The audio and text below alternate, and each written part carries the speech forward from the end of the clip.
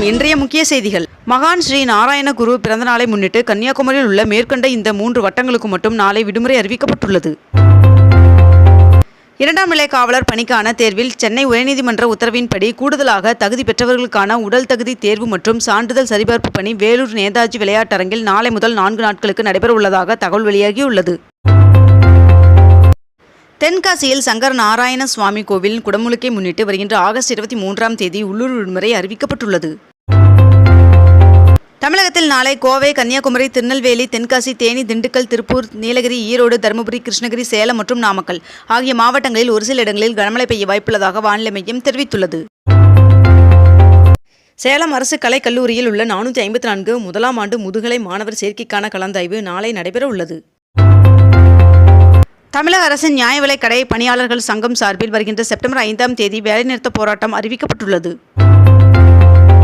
தமிழகத்தில் புதிய ரயில்வே வழித்தடங்கள், இருவழிப்பாதை மற்றும் வாடிக்கையாளர்களுக்கான வசதிகள் தொடர்பான திட்டங்களுக்கு போதுமான அளவிற்கு நிதி ஒதுக்கப்படுவதை உறுதி செய்திட வேண்டும் என்று ரயில்வே அமைச்சர் அஸ்வினி வைஷ்ணவ் அவர்களுக்கு முதலமைச்சர் மு.க. ஸ்டாலின் அவர்கள் கடிதம் எழுதியுள்ளார். கேரளாவில் இன்று முதல் அடுத்த 4 நாட்களுக்கு கனமழை பெய்ய வாய்ப்புள்ளதாக தெரிவிக்கப்பட்டுள்ளது. மேலும் பத்தனம்திட்டா, கோட்டயம், இடுக்கி மற்றும் எர்ணாகுளம் ஆகிய பகுதிகளுக்கு ஆரஞ்சு எச்சரிக்கையும் விடுக்கப்பட்டுள்ளது. மதுரை மீனாட்சி அம்மன் கோவில் ஆவணி மூல திருவிழா வருகின்ற ஆகஸ்ட் 30ஆம் தேதி கொடியேற்றத்துடன் தொடங்கி செப்டம்பர் 16ஆம் தேதி வரை நடைபெற உள்ளதாக தகவல் வெளியாகியுள்ளது.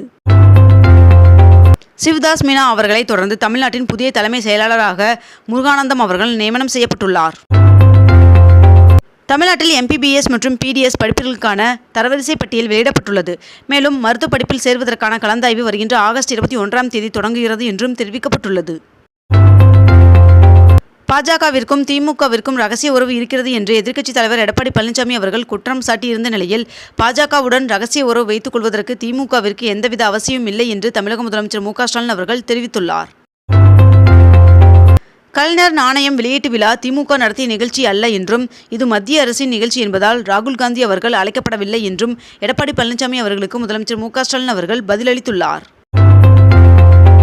தமிழக ஆளுநர் RN ரவி அவர்கள் திடீரென டெல்லி பயணம் மேற்கொண்டுள்ளார். ரக்ஷா பந்தன் பண்டிகையொட்டி ராகுல் காந்தி மற்றும் பிரியங்கா காந்தி இருவரும் தங்கள் வாழ்த்துக்களை சமூக வலைதளங்களில் பகிர்ந்துள்ளனர். தமிழகத்தில் புதிய ரேஷன் கார்டுகள் வழங்கும் பணி விரைவில் தொடங்கப்பட உள்ளதாக ராதாகிருஷ்ணன் அவர்கள் தெரிவித்துள்ளார். கலைஞரின் 100 ரூபாய் நினைவு நாணயத்தை மத்திய பாதுகாப்புத்துறை அமைச்சர் ராஜ்நாத் சிங் அவர்கள் வெளியிட முதலமைச்சர் மு.க. ஸ்டாலின் அவர்கள் பெற்றுக்கொண்டார். திருவண்ணாமலையில் இன்று பௌர்ணமி கிரிவலம் நடைபெற உள்ளது. கலைஞர் 100ஆண்டு நினைவு நாணயம் வெளியீட்டு விழாவையொட்டி முதலமைச்சர் மு.க. ஸ்டாலின் அவர்களுக்கு மக்களவை எதிர்க்கட்சித் தலைவர் ராகுல் காந்தி அவர்கள் வாழ்த்து தெரிவித்தார். அதற்கு முதலமைச்சர் நன்றி தெரிவித்துள்ளார். கலைஞர் கருணாநிதி அவர்களின் 100ஆண்டு நினைவு நாணயத்தை வெளியிட சென்னை வந்துள்ள மத்திய அமைச்சர் ராஜ்நாத் சிங் அவர்கள் மெரினாவில் உள்ள கருணாநிதி அவர்களின் நினைவிடத்தில் மலர் வளையம் வைத்து வணங்கினார். திமுகவிற்கும் பாஜகவிற்கும் இடையே ரகசிய கூட்டணி உள்ளது என்று எடப்பாடி பழனிசாமி அவர்கள் குற்றம் சாட்டியுள்ளார். திருச்செந்தூர் சுப்பிரமணியம் சுவாமி கோவிலில் வருகின்ற 24ஆம் தேதியன்று ஆவணி திருவிழா கொடியேற்றத்துடன் தொடங்குகிறது. வருகின்ற செப்டம்பர் 7ஆம் தேதி அமெரிக்காவில் உள்ள தமிழர்களுடன் முதலமைச்சர் மு.க. ஸ்டாலின் அவர்கள் சிகோகாவில் சந்தித்து பேச உள்ளதாக தகவல் வெளியாகியுள்ளது. 22 கேரட் ஆபண தங்கத்தின் விலை ஒரு சவரன் இன்று 53,360 ரூபாய்க்கு விற்பனையாகிறது.